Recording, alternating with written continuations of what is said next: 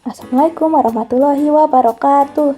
Halo semuanya, kami dari kelompok 4. Pada kesempatan kali ini kami akan menjelaskan tentang Kerajaan Melayu dan Kerajaan Kalingga. Sebelum dimulai, mari kita berkenalan terlebih dahulu. Perkenalkan, saya Erlangga Ban Putranto. Halo, perkenalkan nama saya Fahira Raya Setiawan dari absen 7. Halo, perkenalkan nama saya Faril Bukhari dari absen 8. Nama saya Rana Cetakyati Rekanadepta dari absen 24. Hai, perkenalkan nama saya Syarlina Anindita Kurniawan dari absen 30. Kerajaan Kalingga yang juga disebut sebagai Kerajaan Holling merupakan kerajaan dengan corak Hindu Bunda tertua di Jawa setelah Kerajaan Tarumanegara. Letak Kerajaan Kalingga berada di pantai utara Jawa Tengah, yaitu antara Kabupaten Pekalongan serta Jepara.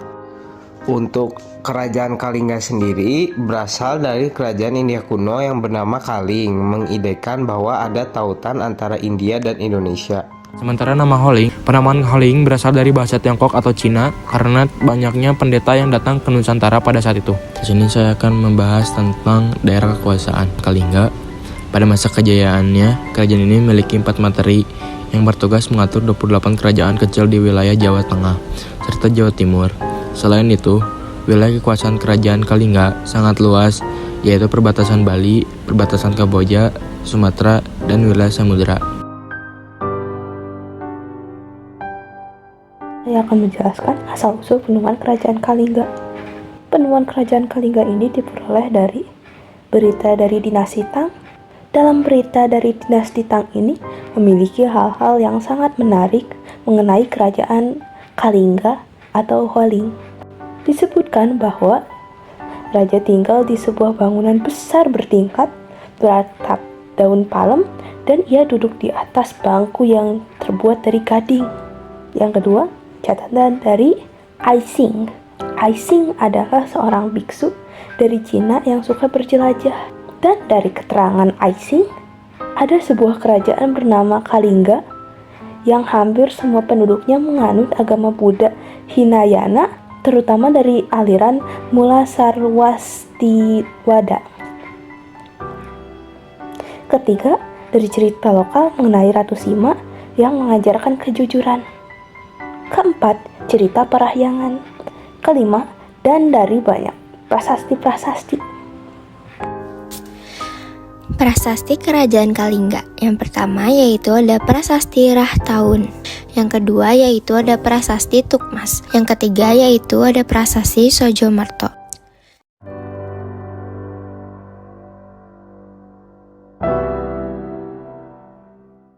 Selanjutnya yaitu ada raja-raja dan kisahnya Kerajaan Kalingga. Yang pertama yaitu ada Prabu Wasumurti. Pasca didirikan oleh Damputa Shailendra pada abad ke-6 Masehi, Prabu Wasumurti ditunjuk sebagai raja pertamanya. Prabu Wasumurti ditunjuk sebagai raja pertama pada tahun 594 Masehi. Ia menjabat selama 11 tahun, yaitu dari tahun 594 hingga 605 Masehi. Yang kedua yaitu ada Prabu Wasugeni. Ia menjabat sebagai raja di Kerajaan Kalingga cukup lama, yaitu sejak tahun 605 hingga 632 Masehi. Selanjutnya yang ketiga yaitu ada Prabu Wasudewa. Ia menjabat sebagai raja selama 20 tahun, yaitu dari tahun 632 hingga 652 Masehi. Selanjutnya yang keempat yaitu ada Prabu Kiratasiga, menjabat dari tahun 632 hingga 648 Masehi.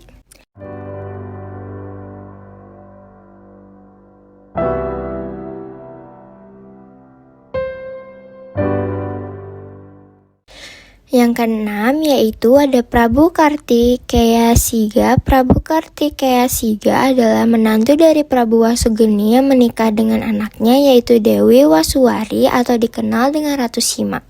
Prabu Kartikeyasiga menjabat sebagai raja selama 26 tahun, yaitu mulai dari tahun 648 hingga 674 Masehi.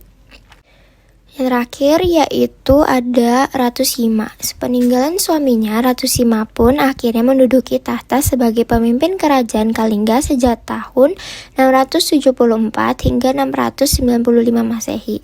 Di tangan Ratu Sima ini pula kerajaan Kalingga berhasil mencapai masa kejayaannya. Semasa kepemimpinannya, Ratu Sima membuat masyarakat sangat damai, nyaman, serta berkecukupan. Hal itu karena kebijakan dari Ratu Sima yang membuat kerajaan Kalingga memiliki sektor perdagangan yang cukup kuat. Sektor perdagangan itu didukung dengan keberadaan pelabuhan besar yang berada di wilayah Pekalongan. Masa kejayaan kerajaan Kalingga. Yang pertama dalam aspek politik. Hampir tidak ada perebutan kekuasaan di Kalingga.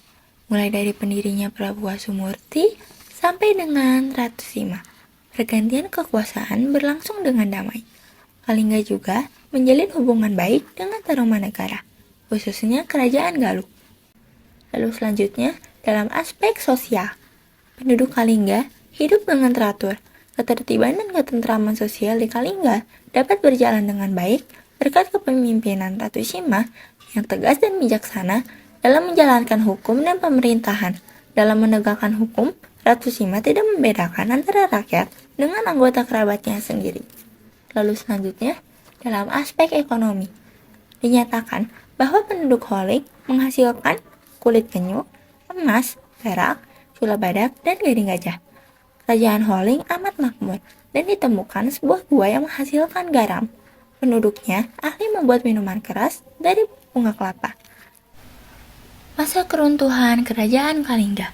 Kerajaan Kalingga bertahan kurang lebih selama 1 abad, menurunkan penguasa-penguasa kerajaan Hindu-Buddha di Jawa pada masa mendatang. Kerajaan ini runtuh setelah Ratu Sima membagi Kerajaan Kalingga menjadi 2 untuk anak-anaknya.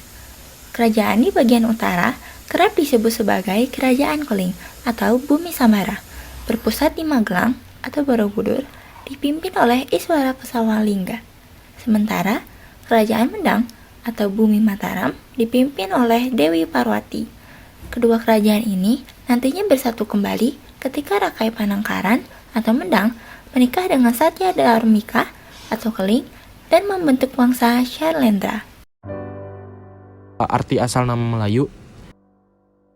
Melayu berasal dari kata mala, berarti mula, dan yu yang berarti negeri.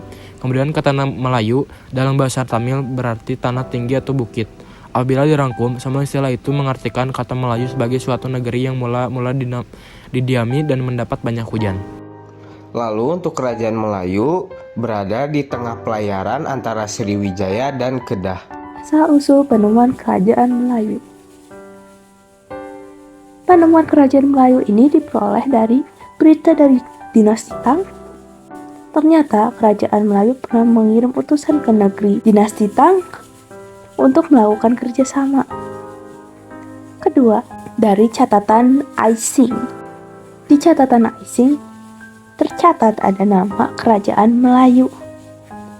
Ketiga, prasasti-prasasti lainnya. Prasasti Kerajaan Melayu. Yang pertama yaitu Prasasti Grahi. Yang kedua yaitu ada Prasasti Suruwaso. Yang ketiga yaitu Prasasti Kuburajo. Selanjutnya yaitu ada raja-raja dan kisah Kerajaan Melayu. Yang pertama yaitu ada Srimat Trailokia Raja Maulibusana Warmadewa.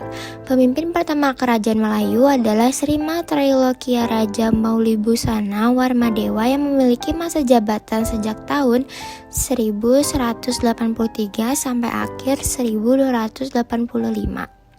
Selama masa kepemimpinannya, Sriwijaya mengalami kemunduran. Akibatnya dipaksa bersatu dalam sebuah kekuasaan. Inilah mengapa nama raja pertama Kerajaan Melayu dicatat juga sebagai Raja Sriwijaya. Yang kedua yaitu ada Srimat Tribhuwana Raja Mauli Warmadewa.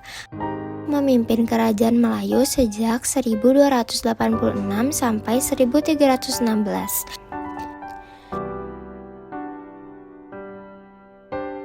Yang ketiga yaitu ada Akarendrawarman. Ia menempati kedudukan teratas di dalam struktur kerajaan pada awal tahun 1316 sampai 1347. Yang keempat yaitu ada Srimat Sri Udaya Dityawarma Pratapaparakrama Rajendra Mali yang menjabat menjadi Raja Kerajaan Melayu sejak 1347 sampai 1375. Raja selanjutnya yaitu Ananggawarman. Raja Kerajaan Melayu berikutnya adalah Ananggawarman yang menjabat sejak 1375 hingga 1417. Di bawah kepemimpinannya, ibu kota sudah berada di Pagaruyung. Sayangnya, desakan Majapahit menjadi teror utama yang menyebabkan Kerajaan Melayu secara perlahan mengalami kemunduran. Lalu selanjutnya, masa kejayaan Kerajaan Melayu. Yang pertama dalam aspek politik. Situasi politik di Kerajaan Melayu dapat dikatakan stabil karena tidak terjadi konflik yang berarti. Hal itu dapat dilihat dari perpindahan kekuasaan. Lalu selanjutnya, dalam aspek sosial. Beberapa benda arkeologis yang ditemukan di daerah Jambi atau Kerajaan Melayu menunjukkan bahwa di daerah ini telah berlangsung suatu aktivitas ekonomi yang berpusat di daerah Sungai Batanghari. Temuan benda-benda keramik juga membuktikan bahwa di daerah ini penduduknya telah hidup dengan tingkat budaya yang tinggi. Temuan arsya Buddha dan candi juga menunjukkan bahwa orang Jambi merupakan masyarakat yang religius. Lalu selanjutnya, aspek ekonomi. Kehidupan ekonomi dan sosial Kerajaan Melayu menyerupai Kerajaan Sriwijaya. Para bangsawan memeluk agama Buddha, sedangkan rakyatnya memeluk kepercayaan tradisional. Kegiatan perekonomian yang sering dilakukan adalah berdagang. Lalu selanjutnya, aspek budaya. Dilihat dari banyaknya arca dan candi, membuktikan bahwa Kerajaan Melayu memiliki penduduk yang religius dan memiliki seni yang tinggi. Lalu selanjutnya, masa keruntuhan Kerajaan Melayu. Faktor politis, kedudukan kerajaan ini makin terdesak karena munculnya kerajaan-kerajaan besar yang juga memiliki kepentingan dalam bidang perdagangan, seperti Kerajaan Siam di sebelah utara yang menguasai daerah-daerah di Semenanjung Malaka, termasuk Tanah Gentingra, dan Kerajaan Singasari di daerah timur yang dipimpin oleh Raja Kertanegara dengan mengirim ekspedisi ke arah barat atau ekspedisi Pamalayu yang mengadakan pendudukan terhadap Kerajaan Melayu, Pahang, dan Kalimantan.